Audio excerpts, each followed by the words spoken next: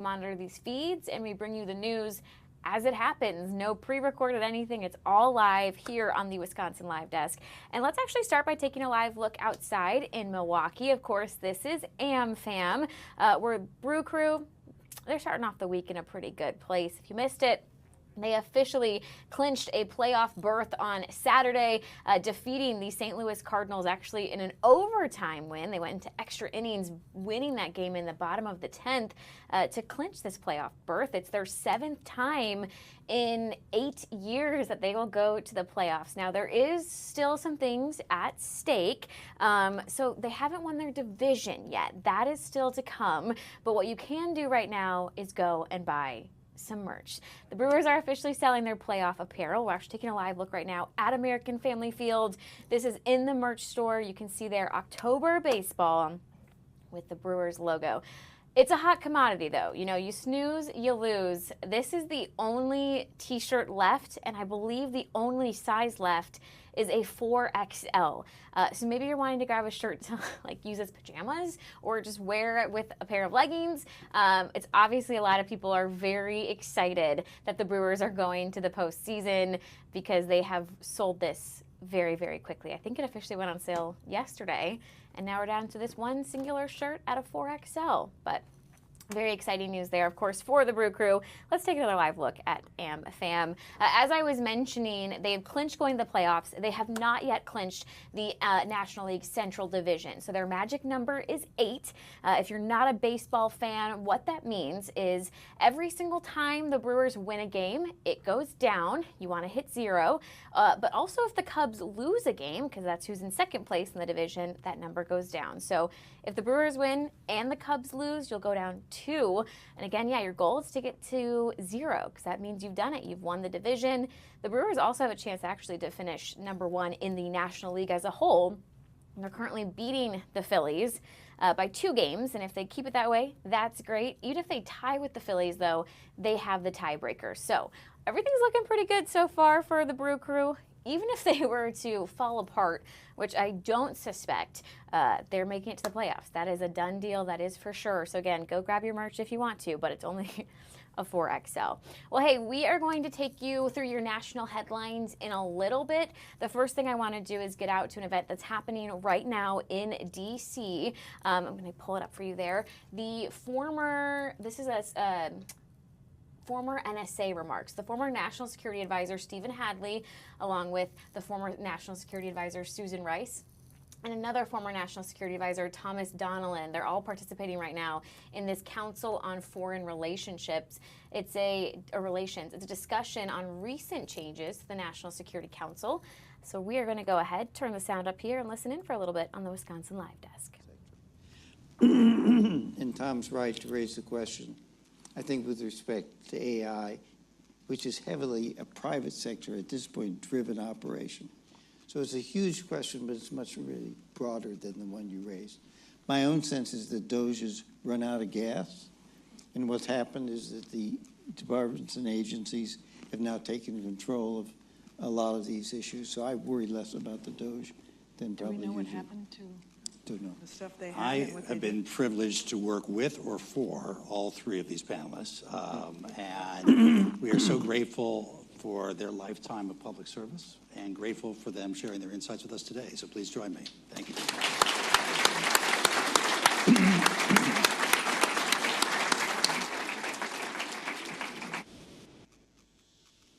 All right, sometimes you go to things here on the Wisconsin Live Desk and they very quickly end.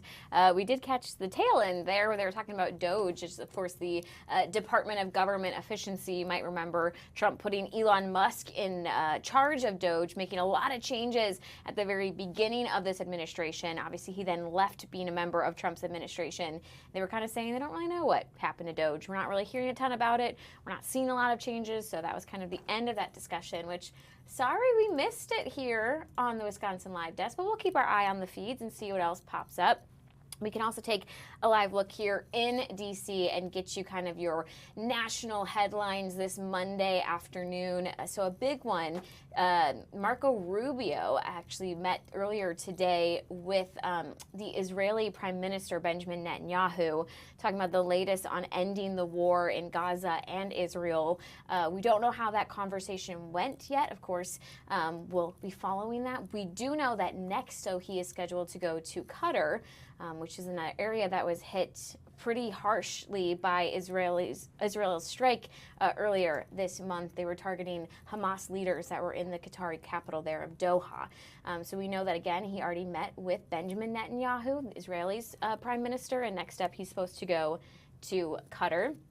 Another big topic coming out of D.C. today, TikTok. We've been talking about TikTok for a while now, what the future of it is. Obviously, it was said that the Chinese ownership needed to sell to a U.S. company in order to keep it in the App Store. We saw earlier this year in January, TikTok be removed and kind of shut down here in the U.S. for, I think it was not even 24 hours, but a lot of outcry, a lot of frustration at people's app disappearing there. We have heard from some President Trump saying that he thinks a deal has been met. He thinks China has kind of solved its TikTok-related issues in a cooperative way. As you can see there, a deadline, which has been extended many times at this point, coming up on Wednesday, so we'll keep our eye on that. And again, another big story coming out of not necessarily D.C., but involving a lot of political leaders speaking out is the assassination of Charlie Kirk. We did Friday see a suspect taken into custody, 22-year-old Tyler Robinson. We are still waiting on formal charges to be made in that case. Of course, if we get that update, whether that be during Wisconsin Live Desk or not, we will bring you the latest on Fox 6 and Fox Local. But that is what we're still waiting for this Monday morning.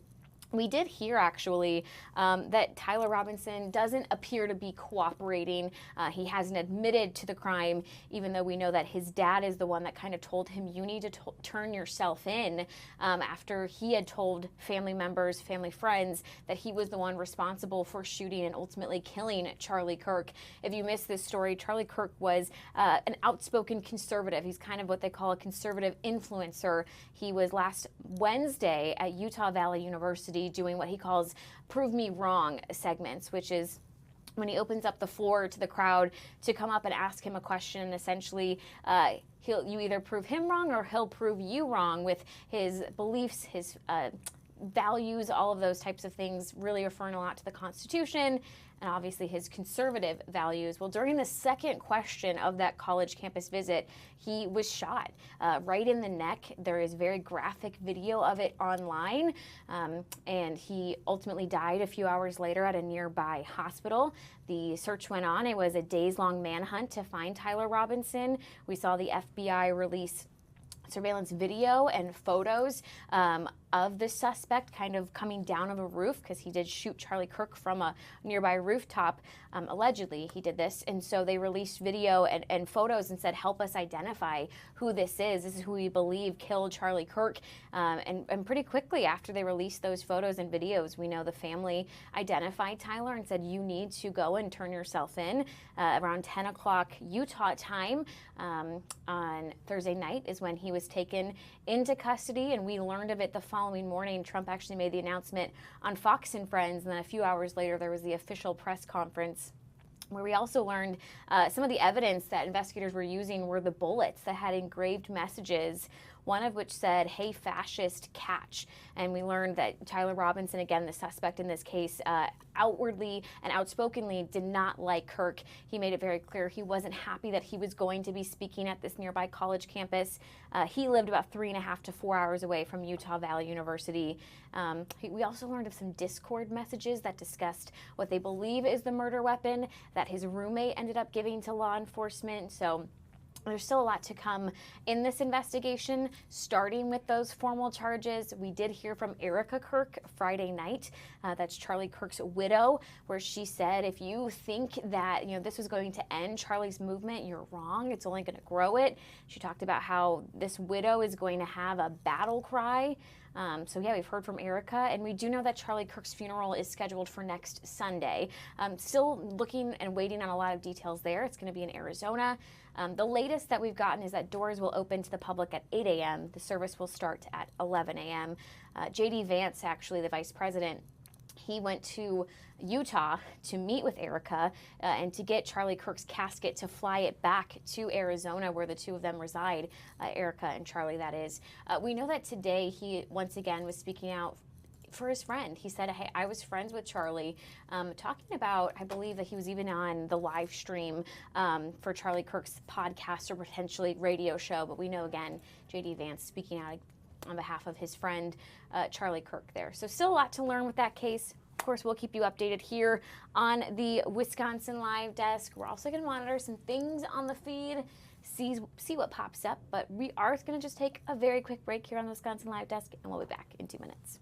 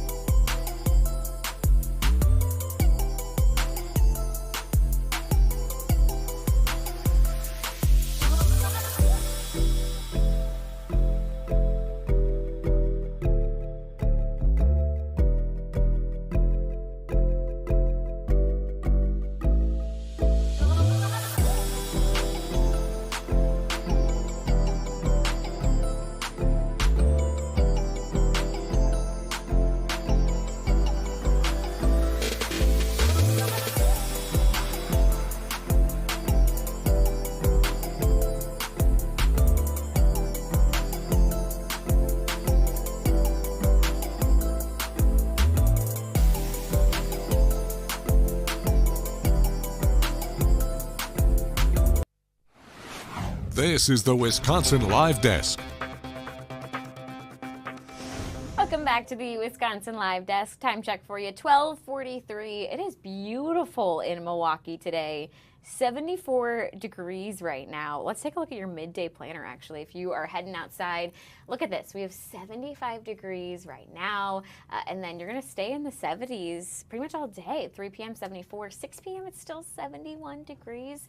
That is absolutely beautiful. Our weather experts were saying with the hot temperatures also comes the humidity. So if you're not a fan of summer heat, you might not be loving the weather outside right now. I know we kind of had what they call false fall, where it was seeming like fall had arrived. We had those nice, cool, crisp temperatures, which are my favorite. And now we're kind of back to the heat of summer. But we do live in Milwaukee, we do live in Wisconsin, where once it becomes real fall and then winter, these hot temperatures, you're going to dream of them. Obviously, winter seems to last forever in the Midwest, so go outside and enjoy the summer temperature while we have it, because it's going to be a while until we have it again. But the summer heat is going to stick with us for most of the week, which is great.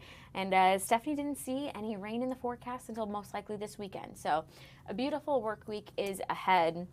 Which, speaking of getting outside, we get to look at one of my favorite things on the Wisconsin Live Desk, our bird cam. If you have missed it, I love this bird cam. It's just a bird feeder in someone's backyard. We still don't even know where this is, but we like to take it on the Wisconsin Live Desk. And I will say, for the first time ever, there's no birds here. I'm kind of shocked. Normally there are multiple birds fighting over this bird camera.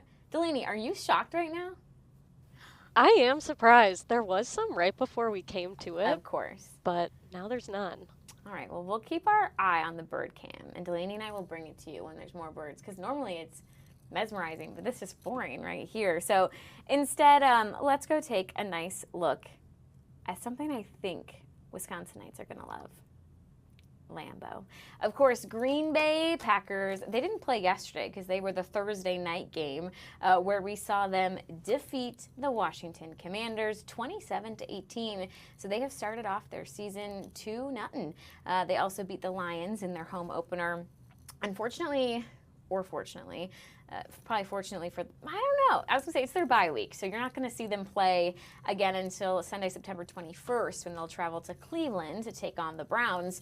I was going to say maybe fortunately for the players, but I kind of feel like this is the worst bye week to have because you don't necessarily really need the rest yet. You've only done 2 games, but it is their bye week. They got kind of the short end of the stick there this season, but we got to talk football. So if you guys have missed it, this is the first year ever that I have been playing a fantasy football league. I always like to update you guys after each week. I thought potentially I was going to pick up a win this week because I lost last week, and I don't know. There's still a chance, but it's grim. My app says that I have a 57% win probability, and the opponent has a 43% win probability. That's because she still has a running back and her kicker playing tonight. But the bad news, you guys, my quarterback is Joe Burrow, who went down yesterday with an injury. Then it came out that it was his toe, so I was thinking, okay, that's not too bad. This morning, it came out he's most likely out for months. So I'm going to have to go to my quarterback on the bench, Caleb Williams, which is the Chicago Bears quarterback. I am a Bears fan, but I don't even want to say that after the Bears game yesterday. That was brutal. They played the Lions. They lost 52-21.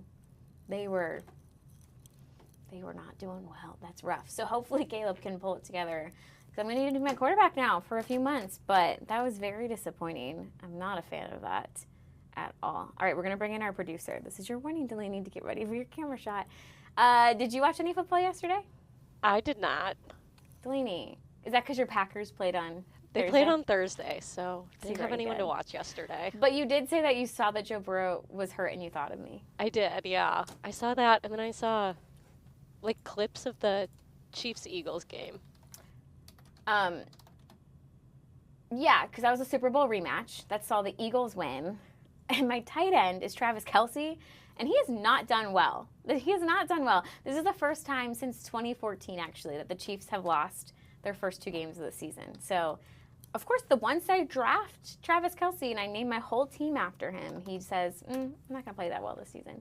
He's like, I already got the girl, you know? Yeah, he already had Taylor Swift, So. All right. Should we do question of the day? Yeah, let's do question of the day. Let's do it. So today is National Cheese Toast Day. So the question of the day is just going to be, have you ever had cheese toast? I have not. I don't actually really like cheese. And you live in Wisconsin? I know. Okay, it's let a me little just take her off the controversial. I'm just kidding. I'm just kidding. I'm just kidding. Okay, this is very interesting to me. I have never had cheese toast. I've definitely had grilled cheese, which we had a whole conversation in the newsroom. I thought this was the same thing. Turns out it's not. So we learned that a grilled cheese, you have 2 slices of bread, obviously cheese in the middle. You flip it. You kind of cook it on a stove. We learned cheese toast is 1 piece of bread, cheese on top, and then you put it in your broiler. Did I remember that right? Yeah, that's what I remember it as. But the newsroom people were like all about their cheese toast. They said it's the lazy version of grilled cheese because you just don't have to like stand there and flip it. And I can understand that. And then our news director was like, it's kind of like avocado toast, but instead of putting avocado on it, you're putting cheese on it. Groundbreaking. Thank you, Delaney, so much for that participation. All right, we're going to go to trivia, which is the second component of question of the day. Delaney comes up with some true or false questions, and then I see if I can get them right. So, cheese toast was first introduced in California. True or false? I'm going to say false because I feel like cheese is a big deal here in Wisconsin, in the Midwest, and I also feel like California is where all the vegans are, so they can't even have cheese. All right, Delaney. You have a good point, except this is true. It was first introduced in 1958 in a restaurant in LA. Do we know the name of the restaurant? Sizzler. Sizzler. Let's see if Sizzler still exists in Los Angeles. I think it does. I think it, oh, there's multiple. Okay, I love this for Sizzler. I wonder if they're throwing like a big party today because it's National Cheese Toast Day and they came up with it. It looks like it's like a franchise. Okay, the more you know. Yeah, back in 1958, you couldn't get interesting. All right, so I don't think today California is eating a lot of cheese toast, but I guess back in the 50s they were. Next one, true or false, the world's largest cheese toast was made in the United Kingdom. Would they even call it a cheese toast there? I feel like, I don't want to get it wrong, and I feel like you could be tricking me. Let's say true. This one is true. It was made in the UK in 2006. How big was it? I think it was 11 square meters. Oh, what a UK That's what it said online, right? measurement. I'm like, I don't even know how big that would be. It was so funny. All right, so I got one of two. I'm happy with that, Delaney. I'm going to tell you a quick story now. I went to a Cubs game, not this weekend, the weekend before, and behind us were these two guys from the UK, and they didn't know baseball, which at first I was somewhat judging them, and then I was like, oh, wait, baseball's really not a sport, obviously in the UK. But they were talking about the pitch speed, which is obviously done in miles per hour. And they were like, wait, how does that even work? Like, can you translate that to, and I was like, no, I don't know your system. And he was like, what's miles per hour on the highway? And he was like asking me if we do it. I don't even know what their miles are. And I was like, sir, I don't know your metric system at all. That's just, I don't know how to math that one, you know? No, that one's hard. Kilometers. Oh, it is. I think that's what it was. But, all right, so happy National Cheese Toast Day. Do you think, well, never mind. I was going to ask if you thought you were going to make it for dinner, but if you don't like cheese, you're probably not. No, probably not having cheese toast for dinner. So you don't even like goat cheese? No. Delaney. I'll eat like pizza, but that's kind of the extent of cheese that I like. Wow. Yeah. You learn something new every single day on the Wisconsin Live Desk. What can I tell you? I will be the Wisconsinite for both Delaney and myself. I love cheese. I often joke that I'm a bad Wisconsinite because I am from Chicago. So I like the Cubs, I like the Bears. I don't like beer, but I always say the one thing that I really did adapt to when I used to live in western Wisconsin, and now that I'll happily have again now that I'm here in Milwaukee, is the love for cheese. I used to be like, oh, I only liked a few things. Now I'm like, I don't even care. If you put a charcuterie board in front of me, I will happily eat anything and everything because cheese is amazing. So Delaney's missing out. Also missing out, the bird cam. I mean, do they not like the food this Monday? This is normally the most active camera to take. It is so fascinating. And they're camera shy. They're like Delaney. I'm just kidding. Delaney's no longer camera shy because I put a camera there. Delaney, are you scaring the birds away? What's happening here? I know. I don't know what's happening. Normally, it's much more active. People aren't going to believe us, but we promise because we love this camera, and I get excited when I find it on the grid. And now, just nothing going on there. Well, the grids are being a little quiet right now. The good news is that very shortly we are going to get to hear from our own Jason Calvi. He is working on the race to be the next governor in the Badger State. Obviously, more people are throwing their hat into the ring. Earlier this year, current governor Tony Evers announced he was not seeking re-election, which really kind of opened the path for a lot of people to run. And we have a new Democrat in the race as of this morning. So Jason Calvi will be joining us shortly on the Wisconsin Live Desk, giving us kind of the latest information on that race, which now has 6 candidates, 3 Democrats, 2 Republicans, 1 independent. And we'll get us all caught up to speed there. And of course, we'll keep our eye on the feeds. We'll see if anything pops up. No matter what, we can head to LA. Because the Emmys were last night. I certainly was in bed / watching the terrible football game that was the Vikings. And I don't even know who the Vikings played. Oh, wait. Atlanta. They played the Falcons. So I didn't watch them. So this will be a great recap for me to learn who took home the trophy. I know some records were broken. So we'll get you caught up both on your news here in Wisconsin, and we'll head across the country to LA. Stay with us here on the Wisconsin Live Desk.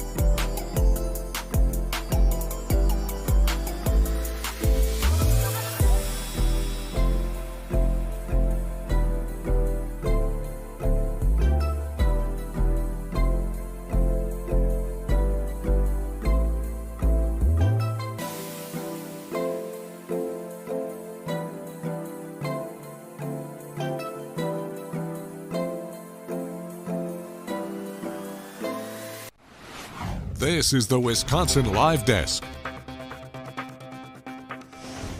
Welcome back to the Wisconsin Live Desk. We are getting really close to 1 p.m. here in Milwaukee. My name's Haley. I'll be with you for about the next half an hour, and then Brian Polson's taking over for the second hour of Wisconsin Live Desk, where we bring you the latest news here locally, here across the country. Sometimes we even head internationally. One new camera that has popped up here on the feed is kind of the stakeout camera here at the White House. President Trump is expected to meet with Patriarch Bartholomew today. It is a closed-door event as of now. They'll be meeting in the Oval Office.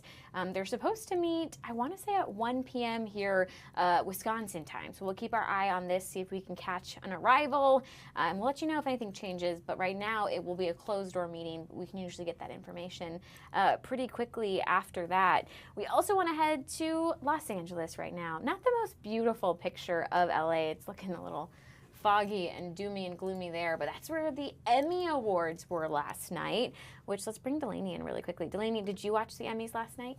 I did not get a chance to watch them. What about you? I did not. I kind of forgot they were on, to be honest. And then I'd already missed the moment that I would have watched, which is Lauren Graham and Alexis Bledel, the Gilmore Girls, presented an award together. Oh, yeah, I saw that clip on TikTok. So I'll have to watch that. But I will say, I feel like I need to watch a lot more TV shows, because I haven't seen like any of the winners.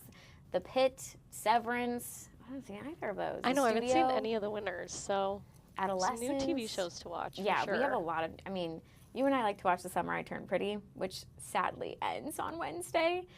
So we'll have so much time to now watch one of these shows. I will say they did something really cool. You know how at award shows, people just talk and talk and talk and talk, and they go way past the timeline they're supposed to be on? Yeah. After listening, we love Delaney. Yeah, so they did this last night where they donated, off the bat, $100,000 to the Boys and Girls Club. And they said, for every second that you go over your 45-second allotment, $1,000 gets taken away from the Boys and Girls Club. But if you go under, we'll add $1,000. I think this was a genius plan. And at the end, they just said, I'm personally donating $250. The Emmys donated another $100. The Boys and Girls Club got $350,000. Oh, good for them. Which we do. We love that. Delaney, do you know if Jason is ready for us? I am not sure. I will mic check him. Jason says, I am ready. Let's do this. Of course, our very own Jason Calvi, our political expert here at Fox 6, is joining us right now from the newsroom because he's got the latest for us on the gubernatorial race in Wisconsin. Hey, Jason. Hey, Haley. How are you doing? I'm doing well. We were talking Emmys, but I'm excited to now switch gears to your expertise and figure out the latest candidate who's entered the race here. Yeah, so we've got another Wisconsin Democrat jumping into this race for governor. The primary that these Democrats are going to face off to potentially be the next governor of the state, that's not until August of 2026. So we've got almost a year until that date. But this new Democratic lawmaker jumping in is Kelda Royce. She's a state lawmaker, state senator representing Madison. I'm curious. I mean, what do we know about Royce? I know she obviously is out of Madison. What are some of her campaign promises and the reasons she said, hey, I'm going to do this, I'm going to enter the race? So I think talking to Democrats, they see her as maybe more to the left of some of the other candidates we already saw jumped in. That includes Milwaukee County Executive David Crowley, as well as Lieutenant Governor Sarah Rodriguez. So she's seen as more to the left. Now, it's more than likely that we're going to have other candidates jumping in, potentially as early as this week or later this month as well, both on the Republican and Democratic side. This is a good time to start launching these campaigns because you need a lot of momentum to get on the airwaves, to fundraise, things like that. Now, Kelda Royce did run for governor in the Democratic primary back in 2018. She came in third back then. The winner, of course, at that time was Tony Evers, the state superintendent of education, who now is the governor and deciding not to run for re-election. I'm curious, are there any other kind of big names that we are anticipating potentially announcing a race as well that they're going to enter, Jason? We're still waiting to find out on the Republican side if Congressman Tom Tiffany from up north, if he's potentially going to run on the Republican side. He said he was going to make that decision potentially after Labor Day sometime in September. So we're still waiting for his decision on the Republican side. How crowded do you anticipate this race getting? I mean, we're already at 6 candidates, and you're saying we could see a lot more people say, hey, I'm going to run too. There's another Democrat that's already jumped in. He's a beer vendor at American Family Fields. His name is Ryan Strand. So he's one of the Democrats running in this race. We're expecting at least one, if not several more, to jump into the race on the Democratic side, one or potentially two on the Republican side. So this is going to be a big primary field. We're going to have a whole almost a year until that primary in August of 2026. We'll see how it fleshes out through debates and through fundraising. You really are going to need money now to compete on the airwaves, on social media, and things like that. I think it's a great reminder that the primary isn't even until August. I mean, that is 11 months away, and we're already seeing this many candidates enter the race. I know I've asked you before, Jason, but for anybody who maybe missed our last time talking the gubernatorial race here on the Wisconsin Live Desk, are we expecting Governor Evers to endorse one of these Democratic candidates? Obviously, an endorsement can go a long way for voters. Yeah, he said that he wasn't planning to at this point to endorse in the Democratic primary, but he said it's possible he could later on if there's one of the candidates. He wanted to see how that field shaped up on the Democratic side, and then the possibility is, he says, if somebody he thought needed his backing, that he could then come out publicly and endorse somebody. Right now, he's still waiting to see how that field shapes up, and it's really too early for him right now at this point to endorse, he said. Yeah, we're taking a look right now at the some of the Democratic candidates for Wisconsin governor. Speaking of David Crowley and endorsements, he got a pretty big one last week. Yeah, and I guess it wouldn't be surprising. Milwaukee's Mayor Cavalier Johnson endorsed David Crowley, the county executive here. They are good friends. It was always told to me by political insiders that if one of them ran for governor, the other one wouldn't, because it would split the vote, it would split the support in this Democratic stronghold of Milwaukee. If both of them ran, because think about it, to win the primary, you're going to have to do well in Milwaukee, you're going to have support in the other Democratic stronghold of Madison, and then potentially statewide as well to win that primary to go on to face the Republican nominee for that November election. I feel like, Jason, just going, oh, I got rid of you. Let me pull you back up here. There you are, Jason.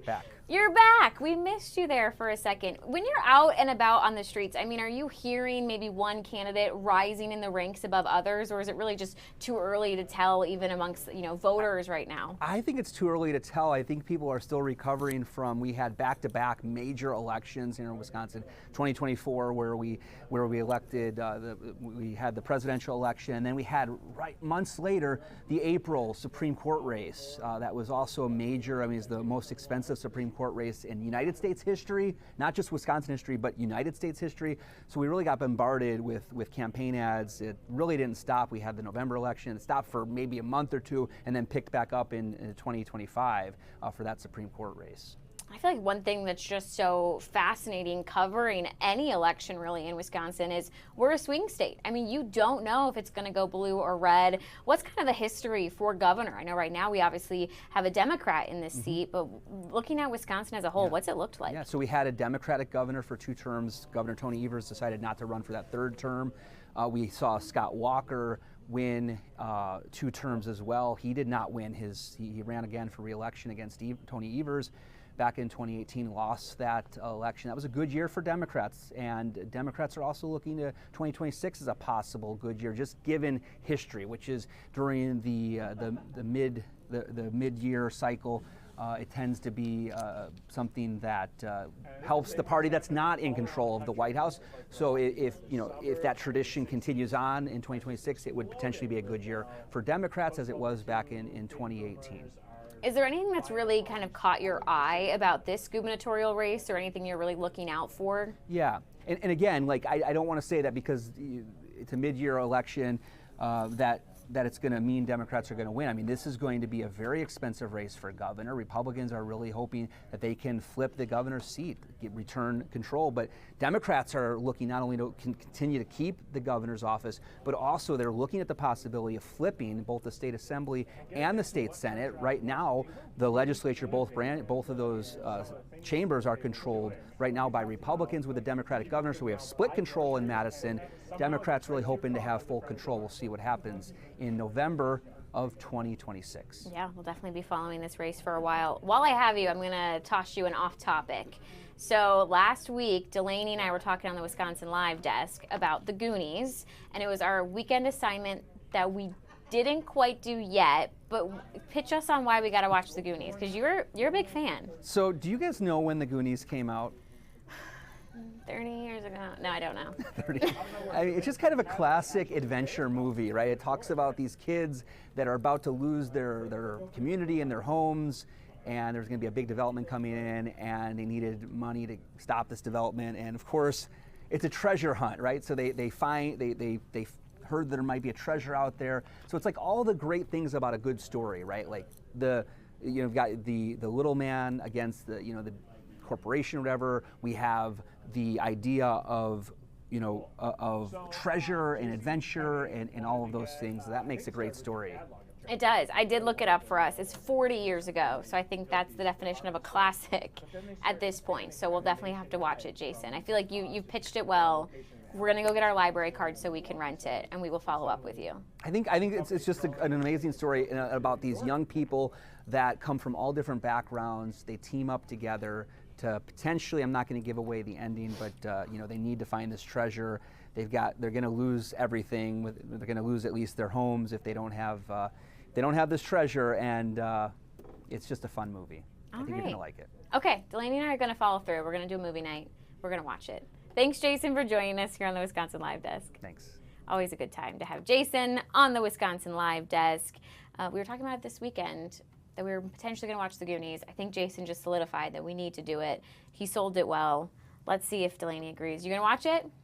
I know, Jason had a good pitch. I think I'm going to have to watch it. Honestly, I feel like, what more can we ask of him? We said, sell us on it, and he, without hesitation, had about 12 reasons we need to watch it. Right, so I think I'll actually have to watch it this weekend.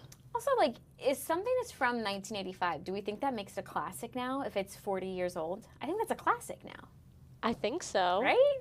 That's what I think. When did this is going to be offensive because Casablanca came out way before it. 1942. Okay, so it might not be quite a classic yet. Maybe not yet, but All right. soon to be. Have you seen Casablanca? I have not. I have seen that one, and I do recommend that one. That's a really good movie. Also a really good movie occasionally, The Bird Cam, which there are no birds today. They said it's Monday. We don't feel like doing anything, which I can relate to that. I get it. Mondays are hard, but it is lunchtime, and there's not a single bird on the bird cam. This is kind of blowing my mind a little bit. Again, usually this thing is nonstop active, and I mean, I don't know. The weather, wherever it is, if it's in Wisconsin, they can't even be complaining about the weather because it's really nice. You can see there's no rain in our area today, not tomorrow. We're not even seeing rain until potentially the end of this week, and as you can see on your screen, there's 74 degrees. It's beautiful outside. In fact, let me pull up one of our live downtown cameras and see what it looks like right now. Oh, you guys, it's gorgeous. It is just straight blue skies, and it's 70s right now. Stephanie was telling us there is a decent amount of humidity, which can make you feel, not as nice or lovely out there. But I mean, get outside, enjoy those warm temperatures. And because soon enough it will feel like fall, and then we can step into full fall mode and go to the orchards and all those things. But right now, let's just enjoy this last kind of dose of summer while we have it. All right, we are going to take another quick break here on the Wisconsin Live Desk while we look around and see if we can find anything. I know we were looking at this shot of the White House, which has some activity, but not the activity that we're really waiting for. So we'll keep our eye on that, and we'll bring you the latest news here on the Wisconsin Live Desk. Stay with us.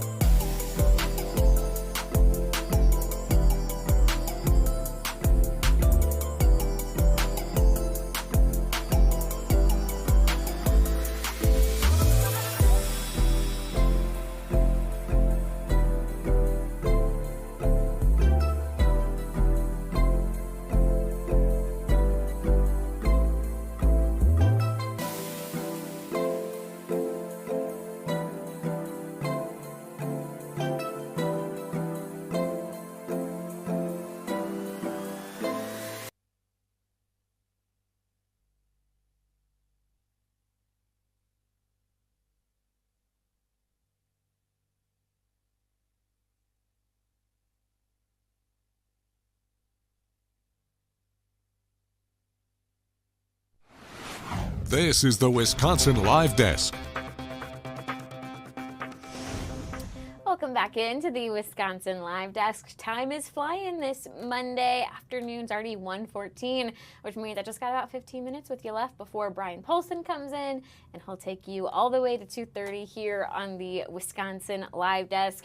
We've rounded up a few things to bring to you here on the Wisconsin Live Desk. We're going to start by taking a quick trip to the Big Apple, taking a live look right now in NYC, where the flags are moving a little bit, so there's probably a breeze there. Oh my goodness, look at all the traffic, you guys. Congestion. In the background, though, Radio City Music Hall, which makes me wonder if Delaney has ever seen the Rockettes, because that's where they would perform at Christmas time. I've not seen the Rockettes, but I have been to Radio City Music Hall. What did you see at Radio City Music Hall, or did you just like tour the facility? Just did a tour of the facility. It I was love super that. fun. What was your favorite part about it? She's thinking. I Here's know. her thinking face. I don't really know. I think my sister and I went ice skating. That was kind of fun at their little ice rink. Very fun. What a nice like holiday. I mean, I'm assuming it was close to the holidays, Christmas Yeah, time? we went around Thanksgiving. So I love that. it was That was fun. probably a little bit less crowded than going Christmas time, too. I've never been to Radio City Music Hall, but I have seen the Rockettes because they occasionally go on tour. And I'm always very impressed with the athleticism that it takes to be a Rockette. Continuing on our little roundup we've gathered for you here, the bird cam, which unfortunately just disappointing me today. The bird cam gets an F from me today, Delaney. I know, I agree. It was so active right before we took it. Yeah. And then it's been dead since. It's because they know that I'm doing the Wisconsin Live Desk right now, and they were like, let's give her nothing. That's the birds for us. We also do want to take you out to D.C. You can see here the House is in recess. They did come back actually briefly for a little bit where they talked a little bit more about Charlie Kirk. Of course, that is the political influencer who was shot and killed last week at Utah Valley University. It's really sparked a conversation about political violence, and we've seen both parties say this has got to stop. We cannot kill people just because of their political values and their beliefs. So at the House, they did take a few minutes to address his death as well as the latest in that investigation, which I did recap for you earlier, but just the quick synopsis there. The 22-year-old suspect, Tyler Robinson, is still behind bars being held in the death of Charlie Kirk. We know he's not cooperating with investigators, and we are still waiting formal charges to come down against Tyler Robinson. So we are following that case very closely here on the Wisconsin Live Desk, and we will continue to keep you updated. Heading back to D.C., we've also been taking a look here at this camera outside the White House. It's kind of a stake camera. The president today is going to participate in a bilateral meeting with Patriarch Bartholomew. We know it's going to take place in the Oval Office, and we know that it is closed to media, so press cannot be inside that meeting. We have not seen him arrive here on the Wisconsin Live Desk. That doesn't mean he's not already there. We might have missed it, but of course we'll continue to keep our eye on this story and see what comes out of that meeting with President Trump. I do also want to see, I know we had something else pop up on the feeds that Delaney was working to get a few more information on, so I'm going to pop that up here. You can see there that's El Paso Police. All we know so far is that they are on scene of a death investigation. This would obviously be out of Texas. We don't know a ton of information. Again, this just popped up on the feeds a few minutes ago, so Delaney and I will work to kind of get some more information on what's happening, but you can see a very active scene there. Looks like not just one police vehicle, but there's a response kind of unit, it looks like, ahead of that. Again, all we know at this time, a death investigation underway out of El Paso, Texas, and we will continue to monitor that and get you the latest headlines there. We do also have kind of an update for people here in Milwaukee who were affected by the flooding.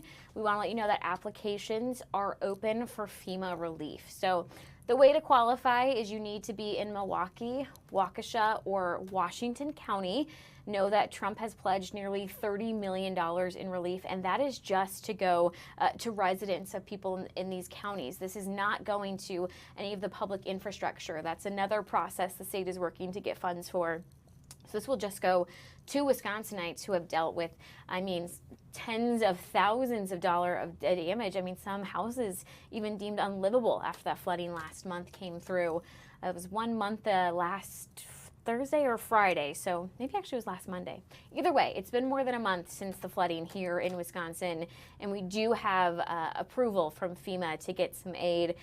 It does mean that you can't have gotten money from your insurance. So you're going to have been denied help from your insurance in order to qualify for this aid from FEMA. But no matter what, whether you think you qualify or you don't, you need to apply. You can do that online, or you can call the FEMA helpline to get your application started.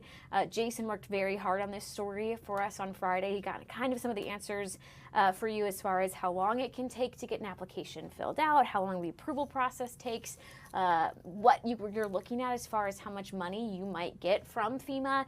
All of those answers, of course, will be available on Fox Local and on FOX6 Now.com. You know, I covered Hurricane Helene down in the Carolinas last year, where they were devastated by flooding from that storm. And one thing that I learned from FEMA was that you need to get an application in. Even if you don't think you're going to qualify, they cannot help you if you miss the deadline. So the deadline is November 12th, which I know can feel like, oh, that's so far away. It's going to be here in the blink of an eye. You miss it, there's nothing they can do to help you. So if you had flood damage and you think you're going to qualify for this, we would highly recommend that you go ahead and apply. Again, the deadline November 12th, and we have everything you need to know on Fox Local. We are going to just take a quick break, and then we'll continue to monitor the feeds and see what's happening here in Wisconsin, across the country, maybe across the world. We're going to try and get some more information on that death investigation happening out of Texas. But for right now, we're going to take a quick break. We'll be right back.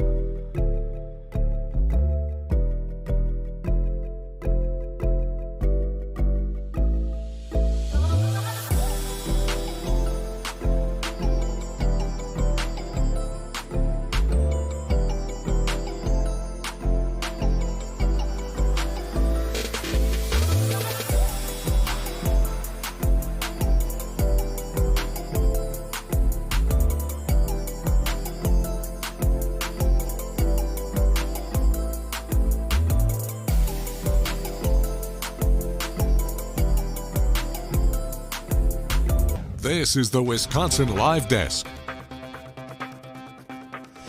Welcome back into the Wisconsin Live Desk. I'm rounding out my hour with you guys here on Wisconsin Live Desk, but Brian Polson's taking over in just about 5 minutes, and I'll have you covered until 2:30. I do want to quickly get back out to El Paso. We see their law enforcement is talking on this death investigation. We're going to listen in, and then I do have a little bit more information to tell you after that. Within this area. It's like I said, it's very early in the investigation. The investigators are collecting evidence and obtaining leads as far as what may have transpired here, but the officers that are driving by, it just happened that they were driving by. Let's talk about the streets that are closed and for how long. So the preliminary closure here is just Olive Street. This is the only one that's being affected to traffic. I don't know how long this area is going to be closed because it all depends on the information that the investigators receive. But at this time, it's completely closed to vehicular traffic, and when it opens, we'll go ahead and send out a notification to let people know. Awesome. Do you find any more updates, or this is it? Yes, as more information comes in, most of the time, investigators are going to be getting back with me and let me know what's going on, what information can be released. So we should be giving you an update in the form of a press release once we have the information from the investigators themselves. Anything else? Okay. Thank you. Thank you. Alrighty, if you're just joining us, we kind of caught the end there of a quick question and answer happening in the death investigation in El Paso, Texas. This is very early on in this investigation. There's not a ton of information out from our Fox affiliate there, though we have learned that investigators with the El Paso Police Department's Crime Against Persons unit are looking into a death at the 1900 block of Olive Avenue. They just said it's closed to vehicular traffic, so cars are not allowed to drive on this right now. But the reason that avenue is so important is because it's near the Frederick Douglass Elementary School. Again, developing story, very active scene, not a lot of information out of El Paso just yet. So we'll be sure to keep following this here on the Wisconsin Live Desk and bringing you any updates as they happen. Again, all we know right now, police investigating a death investigation. You can see their crews, police officers, very much still on scene. That's the latest coming out of El Paso. Not a ton of new things popping up here on the feeds. We know the House is in recess. We know the Senate is in recess. So nothing in D.C. to take you to, but it is September 15th, which is the start of Hispanic Heritage Month. And one team that is really celebrating this big news, you guessed it, your Brew Crew. Take a look at this tweet that they put on X. It says, Happy Hispanic Heritage Month, which they said in Spanish. I don't feel like butchering that, but we're very excited about this. They said, we are proud to represent 4 Latin American countries on this year's roster. And they have their 4 players right there. Abner Uribe, sorry if I got that wrong, Joel Payamps, Freddie Peralta, and Stuart Baroa, who are all celebrating Hispanic Heritage Month, which we also have a really good story coming out of a celebration that happened yesterday in Kenosha, which you can find on Fox Local and on FOX6Now.com. Delaney, can you tell me what you said again?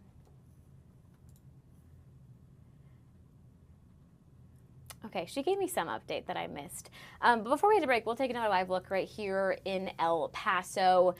Again, this is the latest on a death investigation. This popped up maybe about 10 minutes ago on our feeds. We were just hearing from police officers providing the latest update, which was very limited information. We just know investigators still on scene investigating a death at the 1900 block of Olive Avenue, which is near the Frederick Douglass Elementary School. So we're keeping our eye on that. We have our Fox affiliate there in El Paso who's working on the story. You can see they're kind of zooming in right there on some more officers in the crime tape near that pink building. Looks like there might be a car involved in that crime scene that's taped off. We can also see, obviously, a dumpster there. Not a large crime scene that is taped off. It looks just about a block. So we'll keep our eye on that. We'll let you know if anything new pops up there. Otherwise, we're going to try again on our bird camera, which has not done us very well today. I'm kind of sad. I think I might leave this up while Brian takes over. Oh, I know what Delaney said. Delaney was telling us some exciting news about M&Ms, but I'm going to leave that to Brian. We'll give Brian this really fun poll that you guys can participate in. I'm going to sign off. I'm going to hand things over to Brian, but we're going to leave this camera up, and hopefully, Delaney, we see some birds in the next few minutes. We will see again. It's been fun spending the last hour with you, and we'll have Brian take over in just a few minutes.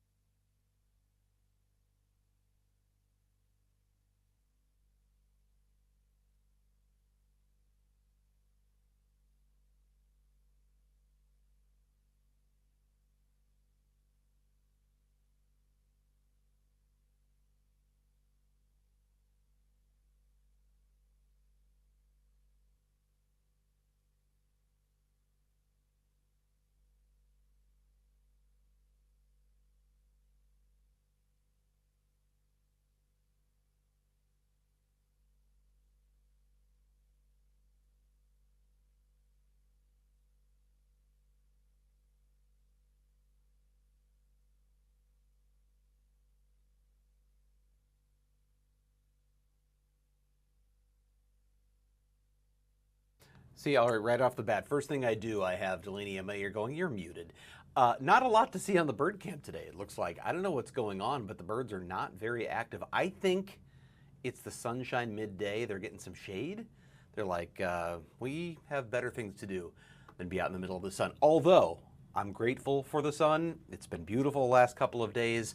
The longer it lasts, the better, as far as I am concerned. It feels a little bit like summer this week. Hey, Brian Polson here with you for the second hour of the Wisconsin Live Desk today. It's a little bit after 1:30, 1:36 right now on Monday, September 15th. As we speak, we were hoping to be able to bring you this live. Apparently, we cannot bring it to you live, we were told, but I can tell you what's happening right now in Port Washington, in Ozaukee County. The Ozaukee County Sheriff's Office is right now having a news conference to try and generate more leads, more tips on a 5-year-old unsolved homicide case. And this sounds like perhaps it was a road rage type situation. I don't know if they've used that term, but let me describe what we know. This involves a man named Joshua Terry. And by the way, this is a big guy, or was a big guy, unfortunately, 6 feet 8 inches tall. And he was involved in some sort of an incident on the freeway. This is I-43 near Northwoods Road in Port Washington. Now, if you know Port Washington, as you're going northbound on I-43, as the road begins to curve around to the east, it splits off with Highway 57 that goes toward Plymouth. In this case, you stay on I-43, it curves around to the east. Just after that curve is where Northwoods Road is. It's right around there that back on October 30th of 2020, investigators say Joshua Terry and another individual in a vehicle got into some sort of a minor fender bender, it looks like, some sort of a small accident, and had pulled over to the side of the road. So far as we know, it appears, and according to multiple releases back in 2020 that were sent out by the Sheriff's Department, it appears that Joshua Terry had gotten out of his vehicle and approached the other vehicle, perhaps angrily, perhaps aggressively, we don't know. We do know he's a very tall, large man, 6'8". Investigators have said in some of those releases, it might have been intimidating. It was 6:40 in the evening on October 30th. I'm not exactly sure when the sun goes down at that time, but it very well may have been dusk or even dark, and it could have been something that other driver perceived as intimidating. Investigators have said in the past they are looking for someone who they believe would have had a weapon in their car and been a concealed carry holder potentially, but they say that Joshua Terry was shot and killed on the side of the road. Witnesses described a vehicle speeding away on I-43 northbound from the scene. They have never identified the actual vehicle, who was in that vehicle, who did it, but they are still looking for leads. And today, it's almost 5 years now after that occurred. Again, it was on October 30th, the day before Halloween of 2020. If you want to gauge of how long ago that is, that was kind of still, the first year of the pandemic, about 5-6 months in. So that's how long ago this occurred. But as they approach the 5-year anniversary looking to generate leads, you have Sheriff Christy Knowles, also the lead detective on that case, and Joshua Terry's widow, who are all speaking to the media today. And of course, in our newscasts later today on FOX 6 News at 4, 5, 6, 9, and 10, we will have some information about what they have to say. Again, there is still someone out there who committed this crime, who they believe may have done so, whether it was out of rage, out of fear, whatever it may have been. They think it's something that's weighing on that person, and others around them may have noticed a change in behavior, maybe a sudden change in location. Maybe they left the area without any explanation. But they are looking for tips. They are looking for leads in that case, and we'll have as much as we can tell you about that coming up throughout the day. Again, that news conference is going on right now. As far as what else is going on today, Delaney, I know that we had, I think in the first hour, we talked about the Milwaukee Brewers. Of course, they clinched a playoff berth for the 7th time in 8 seasons. So the Brewers said, hey, if you want to be the first to get your hands on some of this merchandise, come on down to the store, the Brewer store at American Family Field, and we're going to have some of that playoff merchandise. And am I right, Delaney, that they sold that out? At least today's allotment sold out already? Yeah, it looks like they only have one shirt left in the store, and then it's like a size 4XL. So not a ton of merch left. If Is you were that still hoping a to get playoff that. shirt? Even the 4XL there? Yes, it is still a playoff Okay. shirt, but that's all they have left. I'm guessing you and I probably not going to fit the 4XL, maybe not. So No, we might might be have like to a wait for sleep shirt. a restock. Now, is it my understanding that they're going to be bringing in new merchandise each day? So it's not like it's gone for good and nobody else can get playoff merchandise, right? I think so. I'm not exactly sure. I'll have to double check. Well, in any case, if you were planning to head down there today, the store's open until 6 o'clock, but if you're looking for playoff merch, they don't have it, at least not today. I think I had read that they were going to be getting more in each day. I don't know how much. And I think you can probably order it online. I don't know, I'm guessing. I looked online and it's still listed. The items are still for sale. I was wondering this, though. I don't know about you, Delaney, as a sports fan or anything, when there's a team that you root for that gets over. I think with baseball, like, okay, you can get your playoff merch now, but then let's say they go to the World Series. You kind of want your World Series merchandise. Like later on, would you go back and wear your "we clinched the playoff" stuff if they made it to the World Series, or heaven forbid they win the World Series? So I always wonder, when do you buy the playoff stuff? Right? It's always fun to buy the playoff stuff, but you make a good point. If they were to go further, then what do you do with the merch? Well, because I feel like if they lose, like last year was really just a devastating loss, and in hindsight even worse, knowing it was Bob Uecker's last, but giving up the 3-run homer in the 9th and the terrible thing. And if you had playoff merch that year, it might almost be too painful to wear.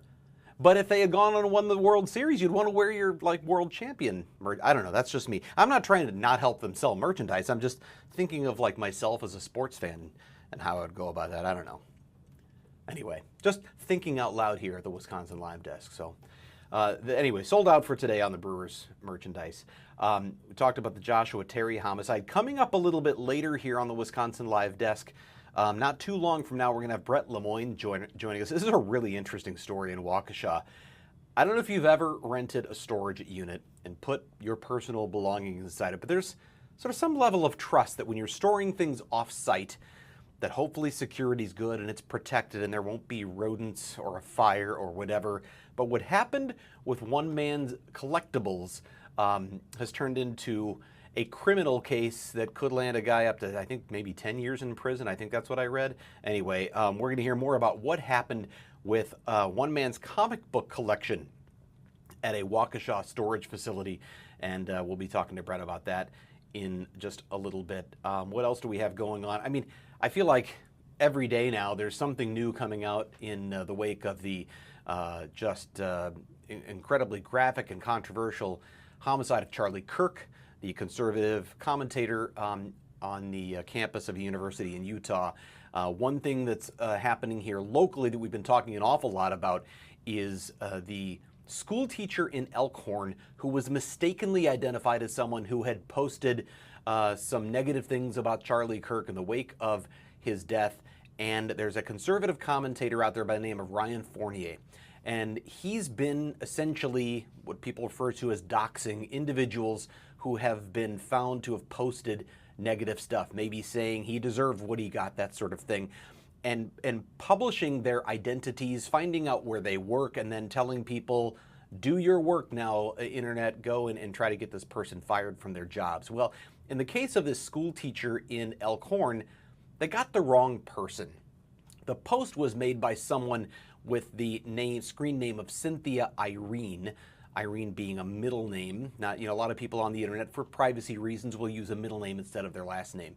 So this person named Cynthia Irene posted whatever the objectionable things were about Charlie Kirk, and then hundreds or even thousands of people started contacting the school district saying, you need to fire her, this is terrible, and we're going to hold you accountable.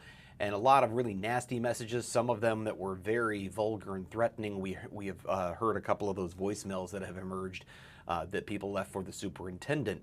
Well, it turns out it was the wrong person. It wasn't the person that was the school teacher. Someone made an inaccurate connection between Cynthia Irene, who posted the stuff, and the teacher whose first name was Cynthia at the school. But we're also learning now that the internet is trying to correct its mistake. And the internet is undefeated in being right, undefeated in being wrong. It is undefeated in just doing work that is nonstop and relentless. And in this case, the masses have identified another person in Walworth County who they say is now the actual person. And I'm not going to say it because I'm not here to dox people, and I haven't had a chance to verify, and I'm not going to get anybody else in the middle of the crosshairs. But I will say they are pointing to another person whose middle name is Irene, first name is Cynthia, and is also in Walworth County. That individual, and it may be that ultimately we confirm that was the one who posted the objectionable things, and maybe they become part of the story, but that person's social media sites have been taken down already, including a LinkedIn page that existed, and that person's employer has removed the individual from their Meet the Team. So whether that is the person or they're just dealing with similar things that the Elkhorn District did, that story seems to be ongoing as well. It's 1:46 here at the Wisconsin Live Desk. I'm going to take a break, and in just a little bit I said we will be joined by Brett Lemoyne to talk to us about that story involving the storage shed and what ultimately ended up being stolen comic books. And we will talk about all of that here in just a little bit when we come right back.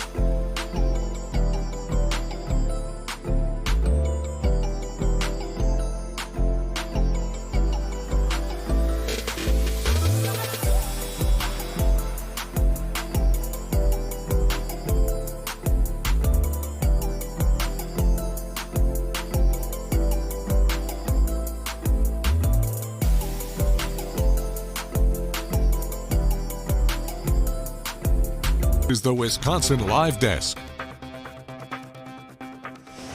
Hey, check it out. You see, we have a bird now at the bird cam. So finally some activity going on out there. And you know, it looks and feels like summer right now because it's warming up, it's sunny, it's beautiful. But I have to tell you, I realize it's not summer, and here's how I know. Do you know how I know that? Because just a couple of minutes ago, I got a notification on my little smartwatch here from my email that said, hey, it's that time of year, Brian. We want to talk to you about the such and such Christmas parade. Yeah, we're already planning Christmas parades and appearances, so we know we only have this weather for so long. It's not going to last forever.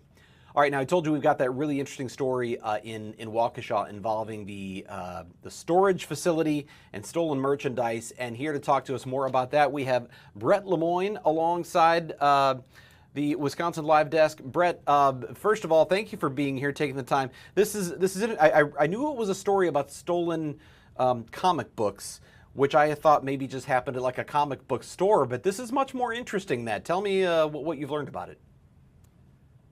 Yeah, I mean, it's very deep, considering that this allegedly took place inside a storage unit in Heartland. A lot of people have these types of units, so I'm sure it will be of interest to our viewers.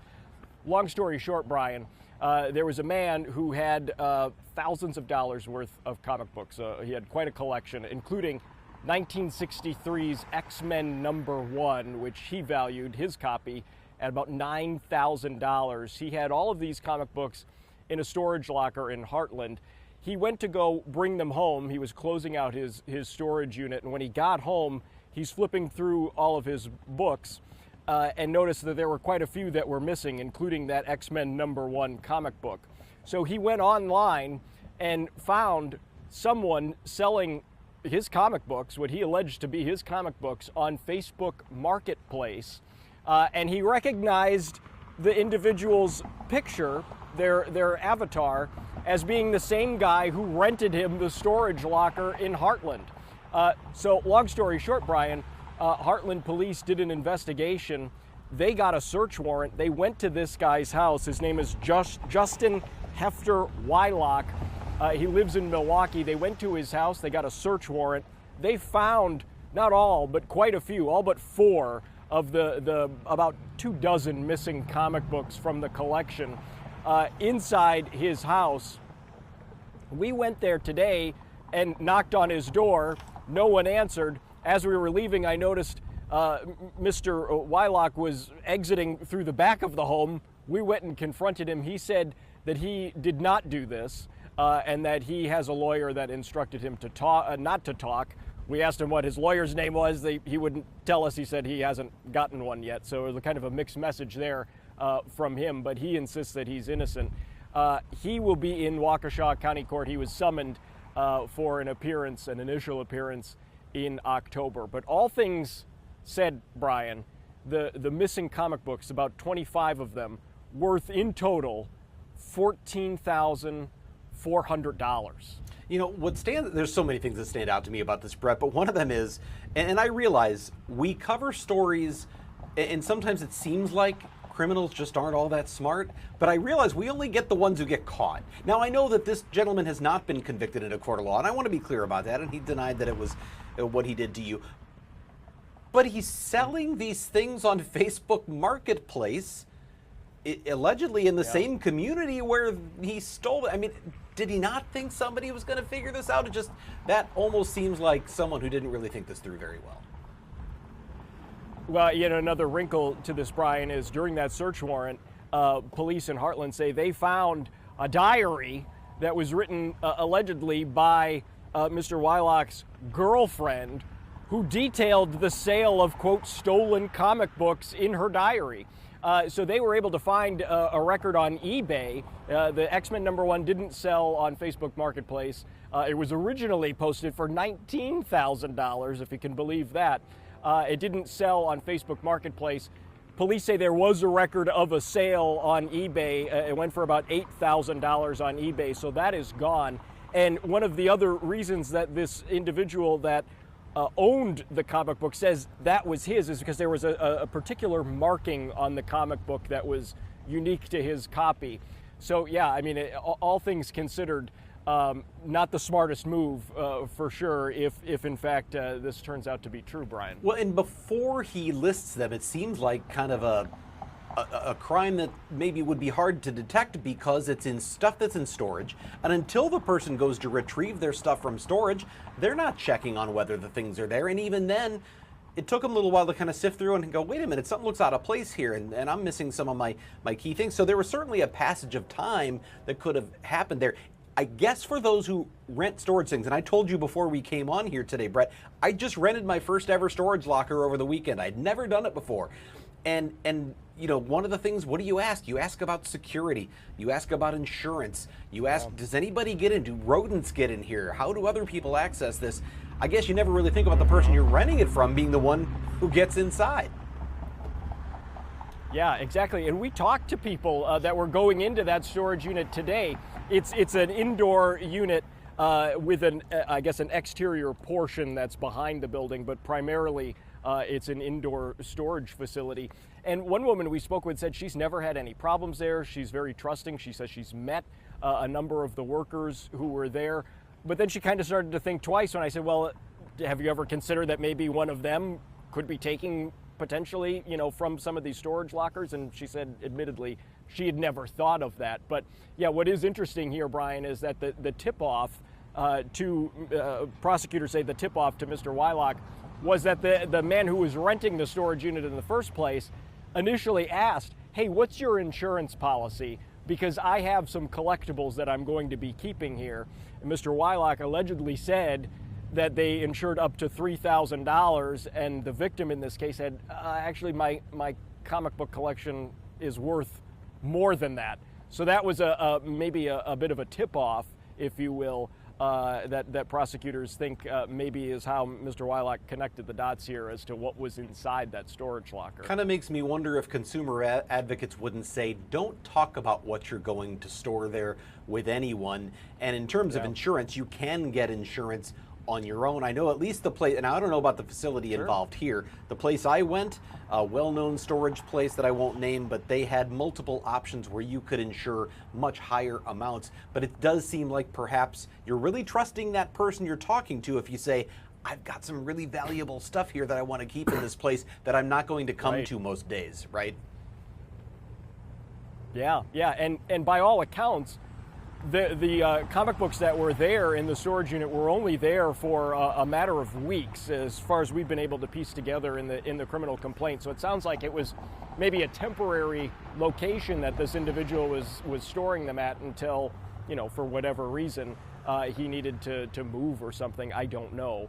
But yeah, it's very interesting when you kind of piece it all together. And of course, this also speaks to the value of some of these comic books, right? Yeah. I mean, these are things that, you don't realize, too, are worth quite a bit of money. And certainly, X-Men is a famous comic book brand. Well, and you said this was like one, this was the first edition of the X-Men. Is that what from 1963 this was the or first, something? Yeah, 1963's X-Men #1, which in some cases can go, depending on the quality of the book, right? So they're all graded.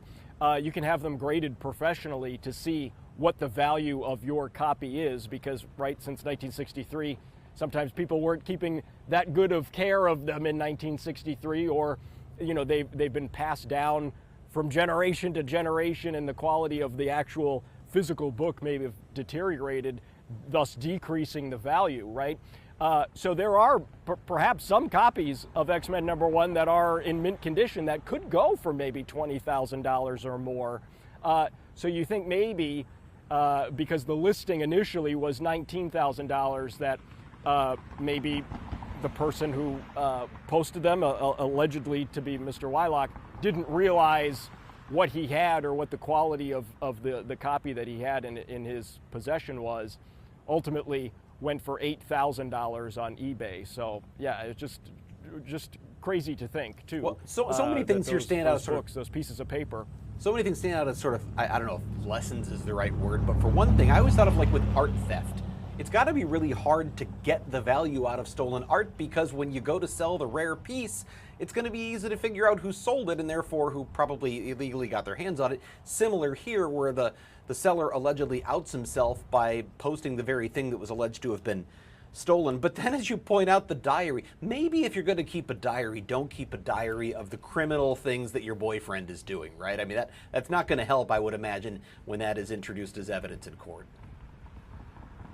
Yeah, and another piece of the puzzle here is Mr. Weilock allegedly called the detective during this investigation, called the detective that was tasked with looking into this case, and basically told the detective, there are no other victims, period. That's a direct quote that police say he shared with them.